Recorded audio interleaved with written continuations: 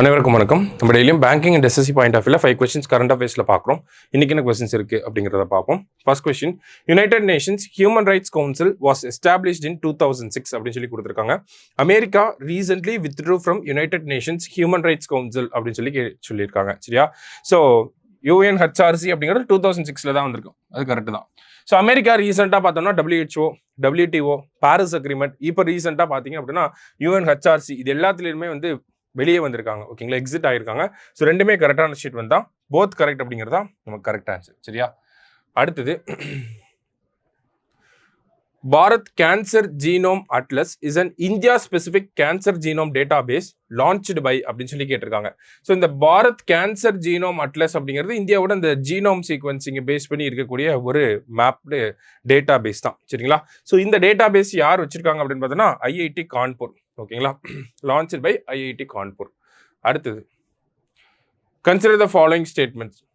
Fort William is renamed as Vijaydurg. அதாவது Fort William அப்படிங்கிறது 1871 நமக்கு கல்கத்தாவில் வந்து கட்டியிருப்பாங்க. சரிங்களா? British East India Company, British அரசாங்கம் வந்து இதை கட்டியிருப்பாங்க. சரியா? ஃபோர்ட் வில்லியம் அதை ரீநேம் பண்ணியிருக்காங்க விஜயதுர்க் அப்படின்னு சொல்லி.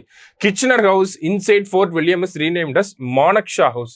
ஏன்னா கல்கத்தாவில் இந்த 1971 இந்தியா பங்களாதேஷ், அந்த ஒரு பங்களாதேஷ்க்கு இண்டிபெண்டன்ஸ் கிடைச்ச அந்த ஒரு போரில், இந்தியாவுக்கு பாகிஸ்தானுக்கு ஏற்பட்ட அந்த போரில் ஜெனரல் மானக்ஷா ரொம்ப நிறைய விஷயங்களை பண்ணியிருப்பார். சரிங்களா? ஸோ அவரை கௌரவிக்கணும் அப்படிங்கிறதுக்காக மானக்ஷா ஹவுஸ் அப்படின்னு சொல்லி ரீநேம் பண்ணியிருக்காங்க. Saint George gate is renamed as Shivaji gate. இது ரெண்டுமே பார்த்தோன்னா நமக்கு வில்லியம் ஃபோர்ட்டுக்குள்ளே இருக்கிறது தான். சரிங்களா?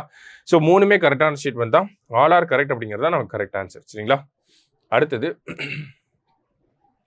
the total number of constituencies in Delhi Legislative Assembly. நமக்கு யூனியன் டெரிட்டரிஸ்லேயே பார்த்தோம்னா டெல்லி, புதுச்சேரி அண்ட் ஜம்மு அண்ட் காஷ்மீர் மூணுத்துக்கு தான் லெஜிஸ்லேட்டிவ் அசம்பிளி அப்படிங்கிறது இருக்குது. இப்போ டெல்லியில் எலெக்ஷன் நடந்திருக்கு. எவ்வளவு தொகுதிகளுக்கு எலெக்ஷன் நடந்துச்சு அப்படின்னு பார்த்தோம்னா டோட்டலாக 70 கான்ஸ்டிடியூவன்சிஸ் வந்து இருக்குது. சரிங்களா? ஸோ 70 அப்படிங்கிறது தான் கரெக்ட் ஆன்சர்.